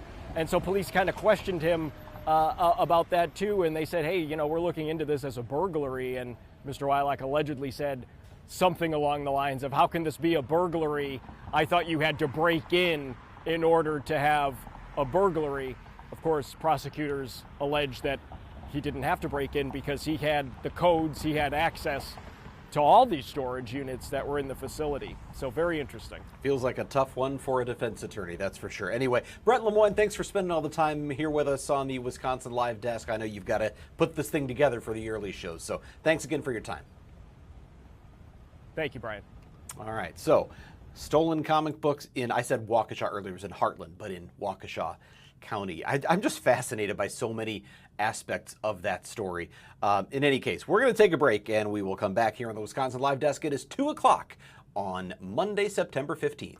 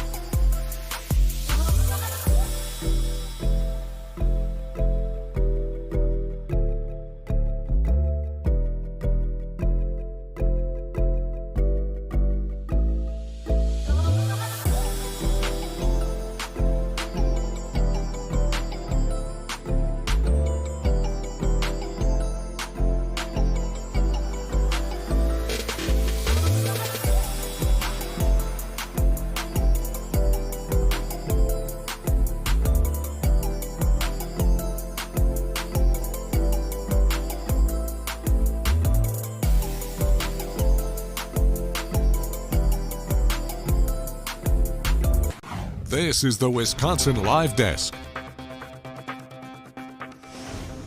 Fox 6 investigator Brian Polson here with you at the Wisconsin Live Desk. I'll be here until 2:30 today. It's 2:02 right now on a sunny Monday afternoon. In fact, if you look at the temperatures out there right now, a little bit cooler along the lake, but we're seeing a lot of orange and reds, 80s. Right now, this is summer-like weather, even though we are now heading very close to officially coming to fall. We had much cooler weather last week and the week before, but it is warming up now and looks just gorgeous out there today. Overnight lows are going to drop back down, into the 50s again, but it's just a beautiful time of year before we head obviously into the fall. Let's take a look at what else is going on. The bird cam right now, empty. Nobody is there.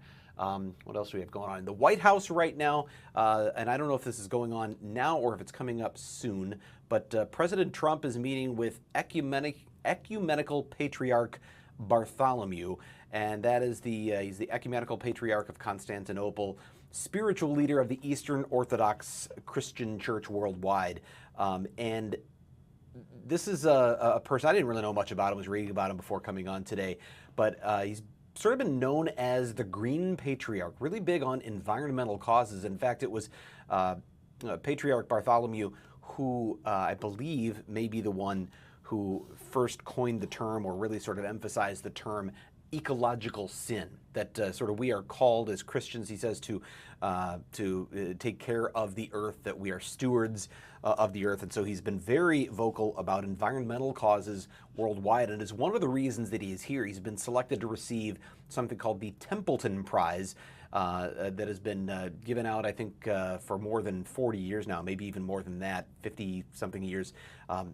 The Templeton Prize, sort of like the Nobel Prize, but it has long been given to religious and spiritual leaders, as well as those in the scientific community. So Ecumenical Patriarch Bartholomew being awarded the Templeton Prize. I believe that's officially going to happen on September 24th, but today, meeting with President Trump at the White House. Not sure who's pulled up here in this particular vehicle or if it has any connection whatsoever, but in any case, that is going on right now at the White House. We had something a moment ago I was going to take you to. It looks like we just lost the, or no, did we not lose? We did not lose the feed. It's just moved over to a different location. Let me see if I can pull this one up here, or we did. No, we did, Delaney, didn't we? We lost the feed. Okay, it was a live view outside the Turning Point USA headquarters in Phoenix, where there is a memorial and people stopping to drop off things in remembrance of Charlie Kirk. Obviously, that has been covered heavily and extensively since he was shot to death in front of thousands of people and in front of cameras as he was speaking on the campus of a university in Utah. 22-year-old Tyler Robinson, the young man who is charged, or I'm not even sure he's been charged. The one arrested anyway, accused of that death. I don't believe actually formal charges have been brought there. In any case, Tyler Robinson, the one believed to have been responsible for Charlie Kirk's death. But we lost that feed, so I guess I can't show that to you right now. As far as other things that are going on today, I mentioned earlier that the Joshua Terry homicide, that is in Ozaukee County. It's nearly 5 years old. The Ozaukee County Sheriff's Department, Sheriff Christy Knowles, their lead detective, and also Joshua Terry's widow, all speaking publicly today about that case. They are still looking for leads, still looking for the person who shot him on the side of I-43 back on October 30th of 2020. They spoke to reporters today, and our Durante Matthews, I believe, I'm not certain, but I believe it's Durante who's going to be covering that, and we'll have some more on that for our newscasts today at 4, 5, 6, 9, and 10. Durante, I shouldn't say Durante, whether it is him or not, Joshua Terry was involved in some sort of minor traffic accident going northbound on I-43. It sounds like there's some belief on the part of authorities that Mr. Terry may have approached the other driver, perhaps aggressively, and Joshua Terry stands 6 feet 8 inches taller. He did prior to this incident. They said he could have been an intimidating figure and might have frightened or intimidated the other driver. Nonetheless, they believe the other driver had a weapon. Joshua Terry was ultimately found shot to death at that scene, and witnesses say they did see a vehicle speeding away on I-43 northbound after that incident, though no one has been able to identify a specific vehicle, for instance, with a plate number or anything like that, and investigators are still searching for leads. It seems they're appealing to those who might have picked up on something after this. You know, you commit a crime like that, a homicide on the side of the freeway, it changes you as a person. You might have your own sort of nightmares or anxieties or dealings. You might change your own behavior. Maybe that person immediately left the community and went somewhere else without explanation. They might have told someone, confided in someone. And a lot of times when they bring the stuff back up years later, they're trying to appeal to the person who knows something and has sat on that information or didn't come forward, hoping someone will come forward with information. That seems to be really where they are. Otherwise, they don't really have a solid lead toward who committed this homicide. And we know that homicides in Ozaukee County are certainly not nearly as common as maybe in some other parts.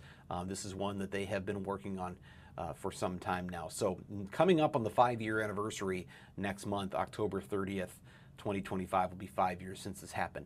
And again, I-43, if you kind of picture the area in Port Washington, this is I-43 and Northwoods Road, just as the road curves around to the east toward the north side of Port Washington. That's where the vehicles were pulled over. It's where Joshua Terry was shot and killed. One other thing we can tell you about, if you've been following the long process that it has taken to get approval for disaster relief from the floods from back on August 9th. Obviously very impactful here in the area. Federal Emergency Management Agency is now taking applications for FEMA relief. We know that President Trump approved nearly $30 million in relief after a long process of assessing the damage and whether or not the area would qualify. It did. Governor Evers requested this relief from President Trump. President Trump has vowed to spend nearly $30 million on that relief, and now FEMA's taking applications. You can get information on their website as to how to do that. You can also call a number I'm going to read off to you, which, if you're not prepared to take this down, probably isn't going to do you much good, but I'm still going to say it anyway in case you are.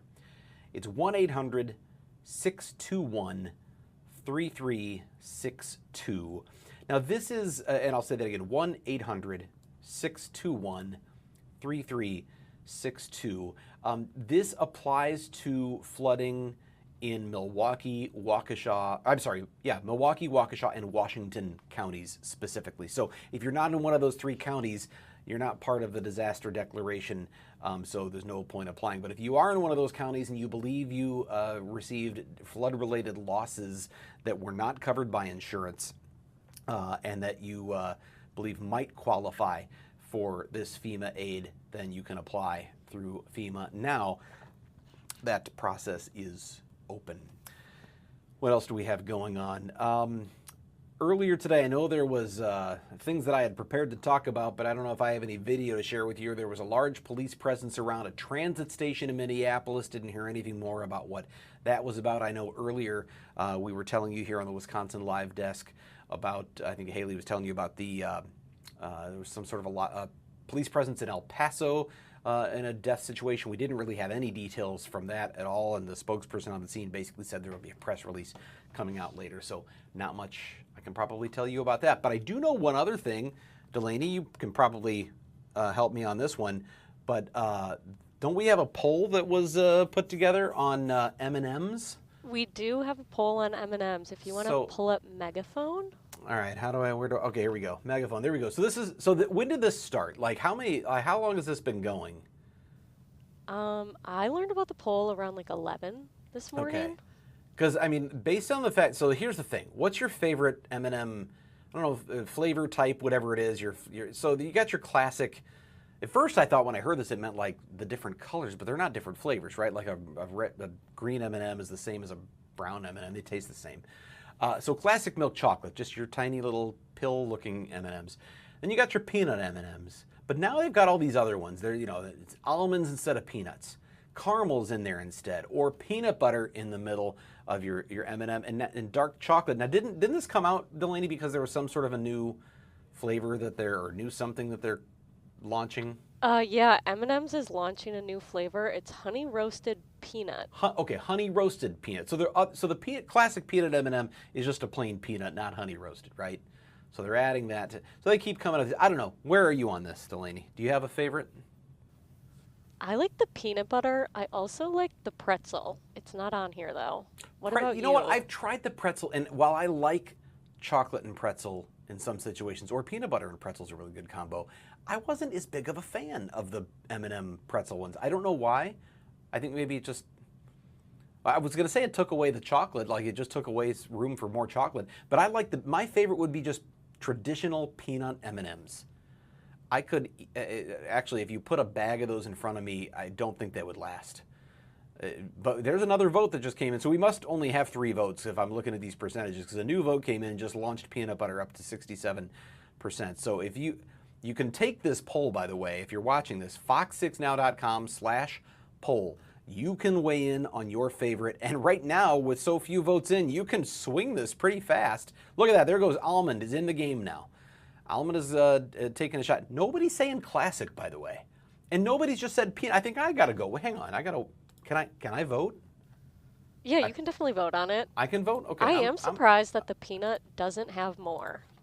I think that's a really popular flavor. If I'm allowed to vote, it seems like that would be a conflict of interest, but I mean, I don't have any connection to M&M here. We're just the ones doing the poll, right? I'm putting in a vote for peanut because I think those are the best. Well, I was going to. It's not coming up in my page here. No. Instapoll? Okay, well, I can't bring it up in this booth anyway. So peanut doesn't get my help right now. But if you have a chance to go to fox6now.com/poll, hey, somebody, there we go. See? We got some peanut votes. Some people whoever did that, I'm with you. You're with me. That's good. If you ever need to bring me peanut or M&Ms, bring me the peanut M&Ms. And I still don't see pretzel. I do wonder how pretzel would do, though, if it was on here. Because I probably am in the minority thinking that the pretzel ones were just okay.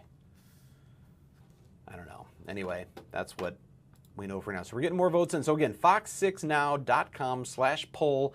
I'll check back in on this before 2:30. I want to see where this goes. Peanut butter is still doing well, though.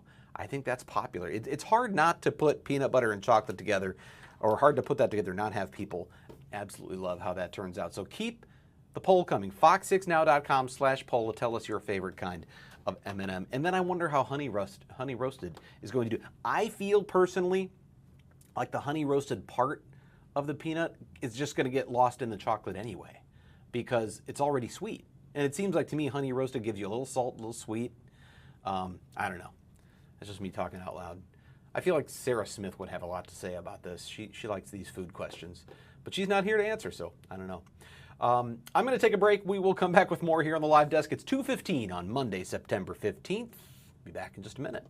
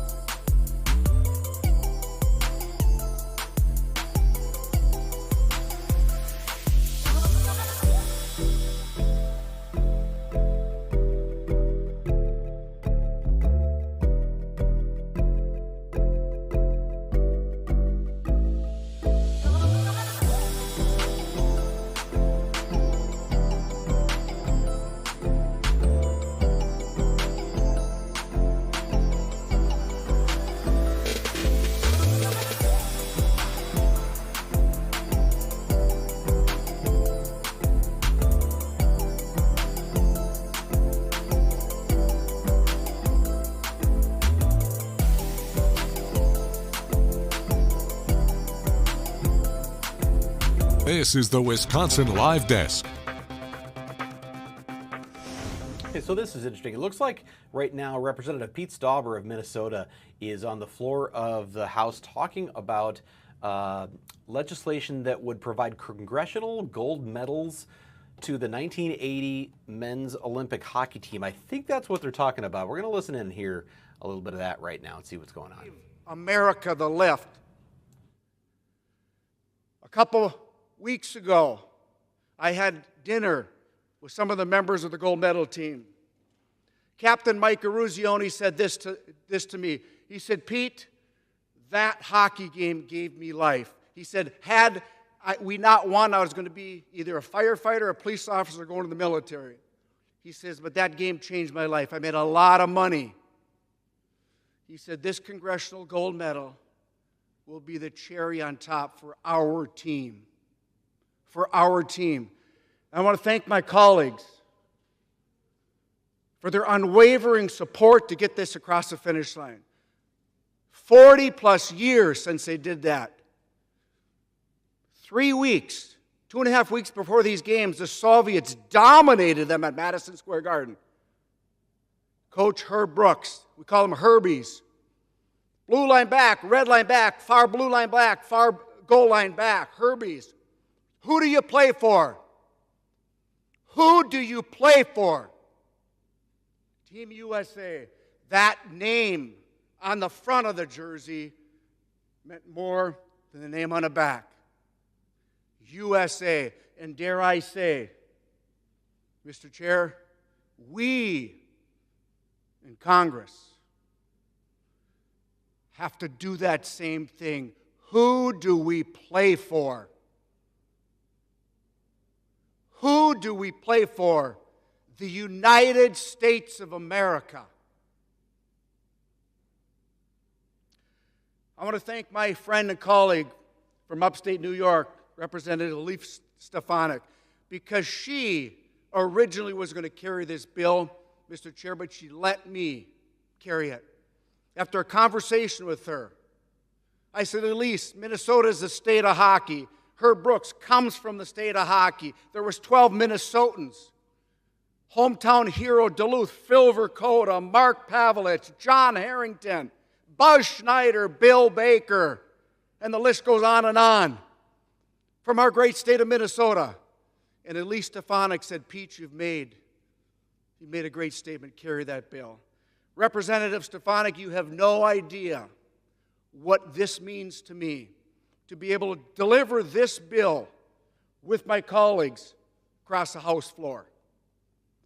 That game meant more to this country than those heroes realized.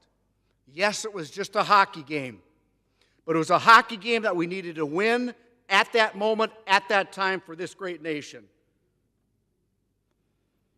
You remember Mike Eruzione scored 10 minutes left, and the Soviets were just pressuring us. What did Coach Herb Brooks say up and down the ice? Play your game. Play your game. They were the best conditioned. They were a team. Nobody was going to win that game other than the United States of America. Mr. Chair, hockey is a great game.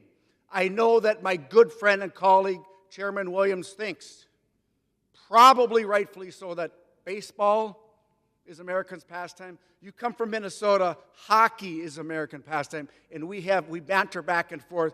Actually, I think he's right, but give me some grace, would you? So anyhow, to my colleagues on the other side of the aisle, to Kevin Kramer, Chuck Schumer, who delivered this across the aisle in the Senate. I do believe that we in America, especially with the events that have happened recently, that name on the jersey, on the front of our jersey, means more than the name on the back. And on the front of our jersey, it says USA. Those college kids on that Friday had no idea the impact they were going to have across this great nation.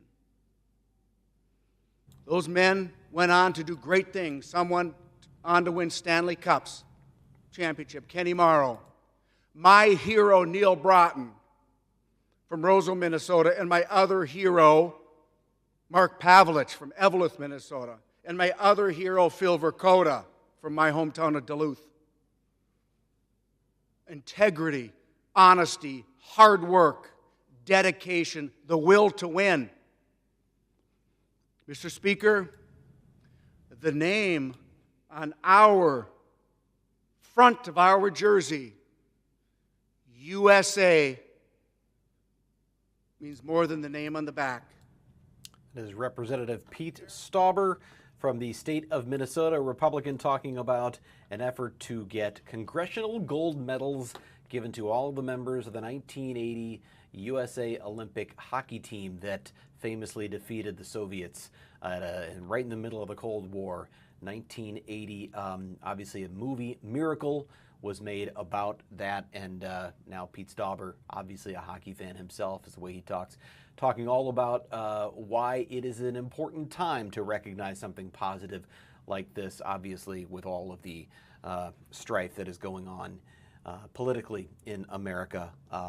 He is talking about that. And I will tell you that this bill, H.R. 452, it's not one of the more controversial or frankly consequential pieces of legislation that Congress has to work on, but it does seem to have wide bipartisan support, 299 co-sponsors.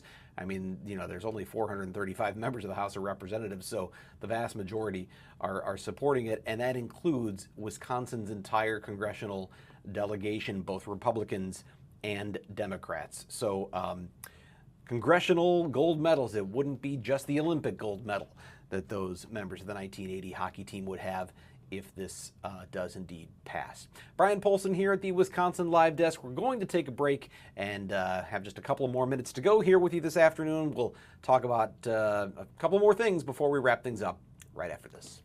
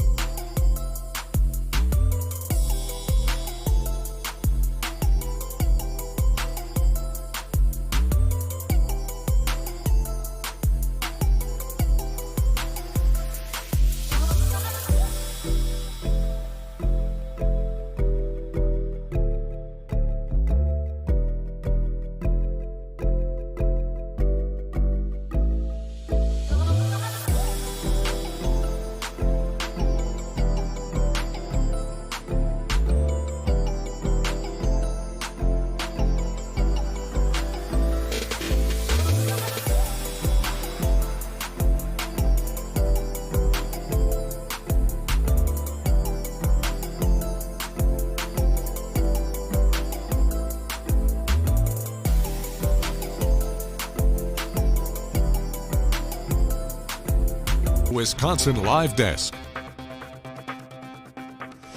Fox 6 investigator Brian Polson here with you just for a few more minutes here on Monday, September 15th at the Wisconsin Live Desk. It's 2:27 right now. I can tell you that right now in Louisville, we see there is a crime scene with reports of someone, at least one person shot there. It looks like it was a pretty violent weekend in Louisville, where headlines are saying that there were 3 homicides, 3 shootings during a violent weekend. Now, of course, another scene that they are reporting from. So tough times in Louisville with violence there. It's not like that is not something we have seen at times here in Milwaukee. Grateful that it is not in our community right now, but certainly a concern there. We just have a couple of minutes to go. I will tell you that we're hearing some new information from the Associated Press that DNA evidence found near the scene of Charlie Kirk's shooting does indeed match the suspect that the FBI has in custody, 22-year-old Tyler Robinson of Utah. That's not a huge surprise, but it just adds to what we know about what they say is the prime suspect in that shooting. We also know AP is reporting that President Trump is once again threatening to take over D.C. police over immigration enforcement. Those are some of the things that are going on nationally. Here locally, we've got Brett Lemoyne reporting on that really interesting case of stolen comic books from a storage facility where the person who was the one who sold the storage or rented out the storage locker to a collector is now accused and charged as being the one who stole those comic books and tried to sell them on Facebook Marketplace. In fact, sold a very valuable one for thousands of dollars. It was a 1963 edition, the first comic book that featured the X-Men. Interesting details that Brett told us about, including the suspect's girlfriend writing in a diary all about the sale of stolen comic books. And of course, just some real questions about what do you do if you rent a storage locker? How do you protect your things from the very person who you're renting from? Sounds like this one was an inside job, at least according to prosecutors. We're going to have more later today on the Joshua Terry homicide from 5 years ago, what investigators there are saying they need help with. Brewers playoff merchandise sold out today at the store at American Family Field, but of course they'll have more coming. So much more. We'll be back at the live desk tomorrow at 12:30. Thanks for watching. Have a great Monday.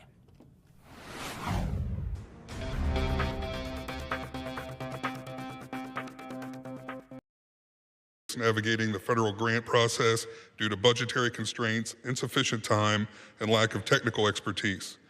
This bill would change that by helping Appalachian regions get connected to resources they need to join the modern economy.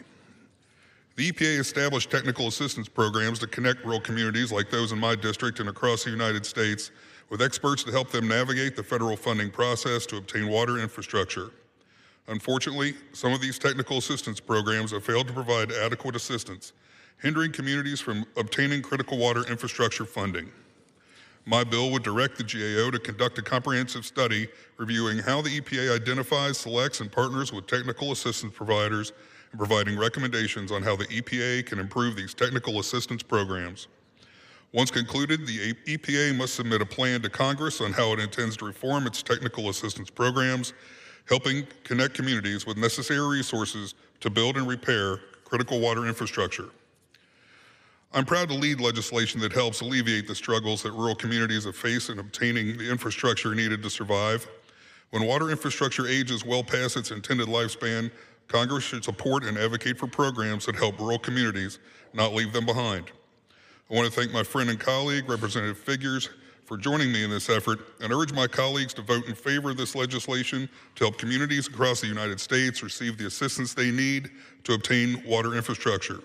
Thank you, Mr. Speaker. I urge support of this legislation and reserve the balance of my time. Gentleman reserves. The gentleman from Alabama is recognized. Thank you, Mr. Speaker. I yield myself as such time as I may consume. The gentleman from Alabama is recognized. I rise today, Mr. Speaker, in support of H.R. 3427 as amended, a bill which I am co-leading with my colleague from Ohio, Mr. Taylor, and I want to thank you, Congressman Taylor, for your leadership on this issue and recognizing the importance of this issue. This bill directs the GAO to review the technical assistance programs created to help underserved, rural, and tribal communities obtain critical investment for their water infrastructure needs. In March, the Subcommittee on Water Resources and the Environment heard testimony from witnesses across the country on how these programs are critical to economically disadvantaged communities and rural communities. Without the seed money and direction provided by EPA, many underserved, rural, and tribal communities simply do not have the staff, the resources, or the capacity to even apply for federal assistance when it is available. Unfortunately, in its fiscal year 26 budget request, the administration proposes to virtually eliminate funding for clean water-related infrastructure projects, but it also proposes cuts of over 60% to the technical assistance for treatment works grant program. These cuts, they ignore the water infrastructure needs of our most vulnerable communities, and a large part of the communities that I have the privilege of serving in Alabama. The rural communities, tribal and economically distressed communities in every state, they need this sort of assistance. The message from the administration to these communities is, we will no longer help you meet the critical infrastructure needs. You're on your own. Well, I don't think that. I don't think that should be the case. Mr. Speaker, many of the communities that I have the privilege to represent historically have been passed over for critical infrastructure investments, and they need these investments. Communities like Pritchard, Alabama, and Greenville, Alabama, that struggle with clean water issues, infrastructure issues, as we sit here today. And the technical assistance provided by the EPA to be able to affordably meet their basic clean water and drinking water needs is something that they must have. This GAO study will help identify how EPA implements the technical assistance programs established in the Clean Water Act, as well as any essential services for economically distressed, rural, and tribal communities that continue to go unmet through these programs. My hope is that these findings will again demonstrate how critical clean water infrastructure and technical assistance investments are to struggling American communities, especially to our rural communities. I support this legislation, and I urge all members to do the same. I reserve the balance of my time. The gentleman from Alabama reserves. The gentleman from Ohio is recognized. Mr. Speaker, I have no more speakers, and I am prepared to close. I reserve. The gentleman reserves. The gentleman from Alabama is recognized. Mr. Speaker, I support HR 3427 as amended, and urge my colleagues to do the same. I yield back the balance of my time. The gentleman yields. The gentleman from Ohio is recognized. Thank you, Mr. Speaker. I yield myself such time as I may consume.